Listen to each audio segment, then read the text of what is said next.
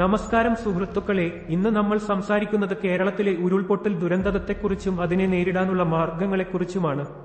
കേരളത്തിലെ മലയോര മേഖലകളിൽ ഉരുൾപൊട്ടലും മണ്ണിടിച്ചിലും വർഷം തോറും ആവർത്തിക്കുന്ന ഒരു പ്രതിഭാസമായി മാറിയിരിക്കുകയാണ്.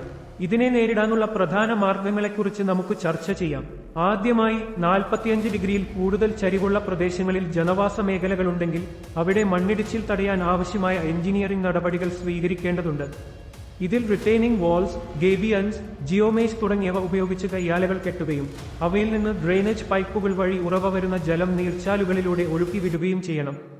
രണ്ടാമതായി, ഉരുൾപൊട്ടൽ സാധ്യതയുള്ള പ്രദേശങ്ങൾ കണ്ടെത്തി അവിടെ താമസിക്കുന്ന ആളുകൾക്ക് മുന്നറിയിപ്പ് നൽകി സുരക്ഷിത സ്ഥലങ്ങളിലേക്ക് മാറ്റി പാർപ്പിക്കേണ്ടതുണ്ട്. ഇത് ജീവൻ രക്ഷിക്കാനുള്ള ഏറ്റവും ഫലപ്രദമായ മാർഗമാണ്.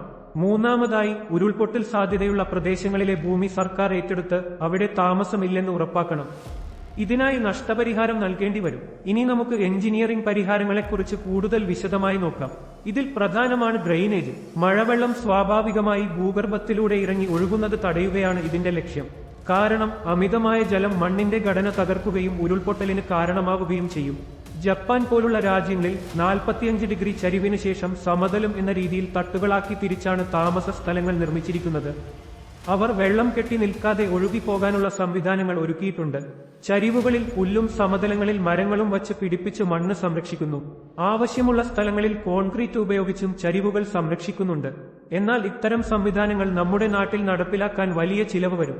അതുകൊണ്ട് തന്നെ റോഡുകളും പാലങ്ങളും സംരക്ഷിക്കാൻ മാത്രമേ ഇത്തരം രീതികൾ ഉപയോഗിക്കാൻ കഴിയൂ. അപ്പോൾ പിന്നെ എന്താണ് പ്രായോഗികമായ പരിഹാരം? ഇതിനുള്ള ഒരു മാർഗമാണ് റണ്ണിംഗ് ബാംബൂ എന്ന മുള ഇനം. ഇത് മണ്ണിനെ ഒരു 3D അരിപ്പ പോലെ കെട്ടി സംരക്ഷിക്കാൻ കഴിവുള്ളതാണ്. കൂടാതെ നമ്മുടെ വനങ്ങളിലുള്ള തദ്ദേശീയ അടിക്കാടുകളും ആഴത്തിൽ വേരുകൾ പായിക്കാൻ കഴിവുള്ളവയാണ്. ഇത്തരം സസ്യങ്ങൾ ചരിവുള്ള പ്രദേശങ്ങളിൽ വച്ച് പിടിപ്പിക്കുന്നത് മണ്ണൊലിപ്പ് തടയാൻ സഹായിക്കും. ഇനി നമുക്ക് ഉരുൾപൊട്ടൽ മുൻകൂട്ടി അറിയാനുള്ള സംവിധാനങ്ങളെക്കുറിച്ച് പറയാം. ഇന്നത്തെ സ്പേസ് ഏജ് സാങ്കേതിക വിദ്യകൾ ഉപയോഗിച്ച് ഉരുൾപൊട്ടൽ സാധ്യത മുൻകൂട്ടി കണ്ടെത്താൻ കഴിയും. നേപ്പാൾ, ജപ്പാൻ തുടങ്ങിയ രാജ്യങ്ങളിൽ ഇത്തരം ഏർലി വാർണിംഗ് സിസ്റ്റം വർഷങ്ങളായി പ്രവർത്തിക്കുന്നുണ്ട്. ഇതുമൂലം മണ്ണിടിച്ചിൽ മൂലമുണ്ടാകുന്ന മരണങ്ങൾ കുറഞ്ഞു വരികയാണ്. ഇനി നമുക്ക് മറ്റൊരു പ്രധാന വിഷയത്തിലേക്ക് കടക്കാം. അനധികൃത കുടിയേറ്റവും വനഭൂമി കയ്യേറ്റവും. സർക്കാരിന്റെ കണക്കനുസരിച്ച് 5000 ഹെക്ടർ വനഭൂമിയെങ്കിലും നിയമവിരുദ്ധമായി കയ്യേറിയിട്ടുണ്ട്. യഥാർത്ഥ കണക്ക് ഇതിലും വളരെ കൂടുതലാണെന്നാണ് കരുതപ്പെടുന്നത്.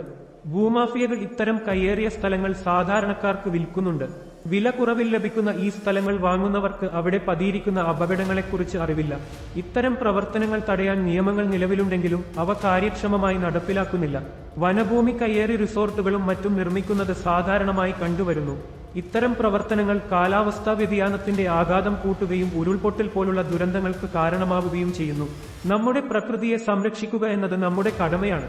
അത് നമ്മുടെ നിലനിൽപ്പിന്റെ അടിസ്ഥാനമാണ്.